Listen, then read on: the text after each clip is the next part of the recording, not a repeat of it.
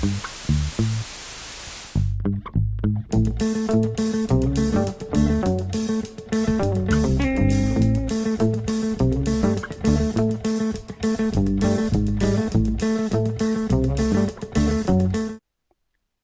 à toutes et à tous et bienvenue sur le site Cocoteland. Je vais vous présenter aujourd'hui l'interface d'administration Synology DSM5 basée sur un DES 414, donc un NAS 4B de la dernière génération, dans lequel il y a actuellement 4 WD-RAID 4 Tera en route. Donc, avec un navigateur web, nous pouvons nous connecter sur l'interface d'administration. Nous allons voir apparaître une page de connexion avec comme information la météo, l'heure et la date. Sinon, le login, le mot de passe, je les ai préenregistrés. Voilà. L'interface en elle-même ne change pas énormément de la dernière version, hormis les icônes qui ont été repensées et la barre de widget qui a été revue. À savoir qu'on peut la déplacer partout et on peut rajouter des widgets assez aisément, comme les journaux récents ou d'autres choses. Tant que je suis sur les widgets, si l'on a envie de garder un œil sur certaines caractéristiques du NAS sans avoir cependant à retourner sur le bureau à chaque fois, nous pouvons les faire passer dans la barre ici via un simple petit bouton, ce qui nous permet de surveiller en permanence l'utilisation du CPU, de la RAM ou d'autres choses. On peut bien sûr cacher les widgets si on n'a pas envie de les voir. Une fonction recherche est présente ici qui recherchera dans vos dossiers, dans vos fichiers ainsi que dans les applications ce que vous voulez. Il y a aussi la reconnaissance vocale. Le menu utilisateur permet toujours de redéfinir des options et les notifications que l'on peut avoir, à savoir les téléchargements de DSM, les mises à jour et compagnie du journal d'événements. On y reviendra plus tard. On a toujours une barre qui pourra accueillir les différentes applications ouvertes et au bout le menu principal qui a évolué. À savoir que l'on a pu, comme avant un menu principal, on a un menu qui s'ouvre sur toute la page, un peu à la manière Metro Windows 8, avec les applications que l'on peut installer. Une recherche est bien évidemment disponible quand vous avez beaucoup d'applications installées. Vu que le NAS est tout fraîchement installé, il n'y a pas grand chose. On a un éditeur de texte qui nous permettra de modifier des fichiers ou d'en créer de nouveaux.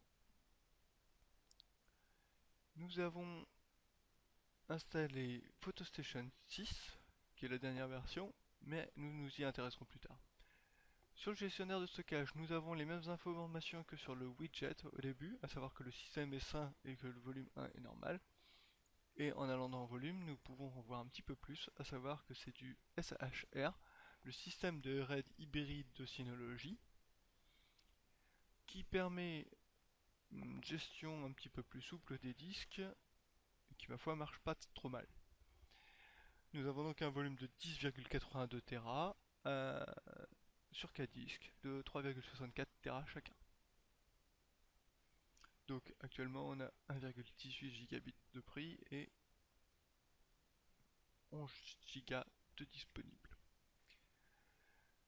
Que dire de plus? Là-dessus, pas grand chose. Le panneau de configuration n'a pas été repensé en profondeur. À savoir que c'est toujours la même logique, c'est toujours les mêmes séquences pour arriver aux mêmes options par rapport aux autres versions de DSM. Vous ne serez pas dépaysé. Les dossiers partagés se situent ici.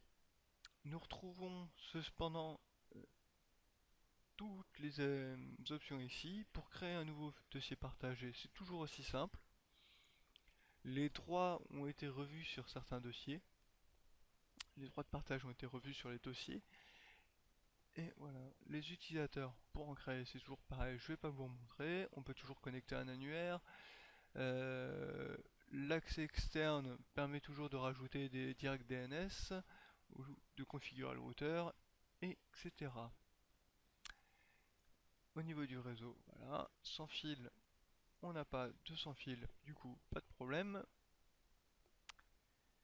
On peut toujours activer le SSH, les notifications, etc., etc.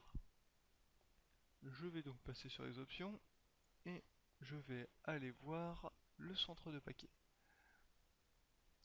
Le centre de paquets vous permettra d'installer bien sûr des nouvelles applications.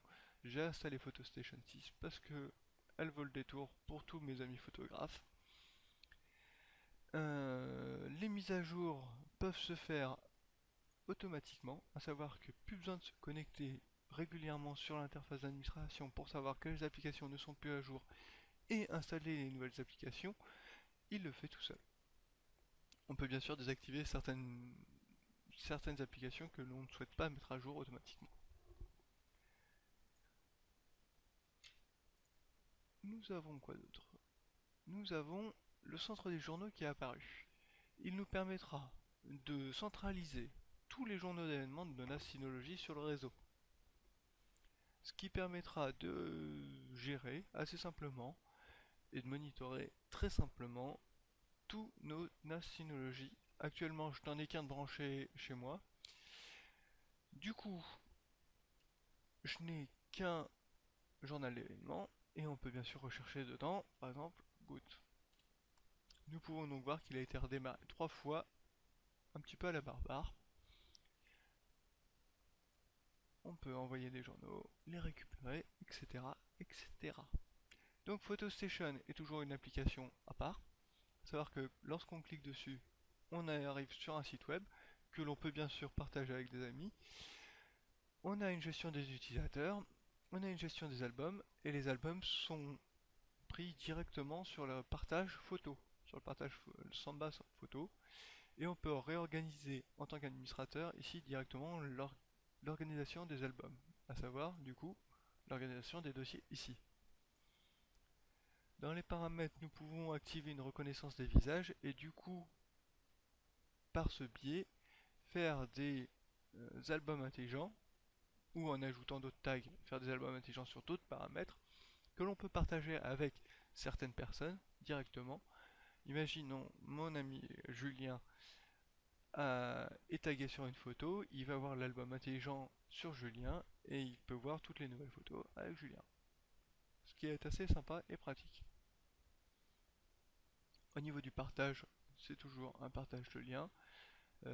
Attention, partage de liens local tant qu'on n'a pas renseigné le nom de domaine externe. Valable bien évidemment de même sur tous les liens que l'on pourra partager ici, en faisant par exemple partager les liens de fichiers.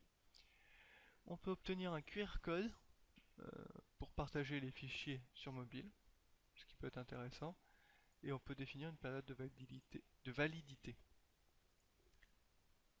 Si vous avez des questions, n'hésitez pas à les poser en commentaire, je répondrai dans la mesure du possible.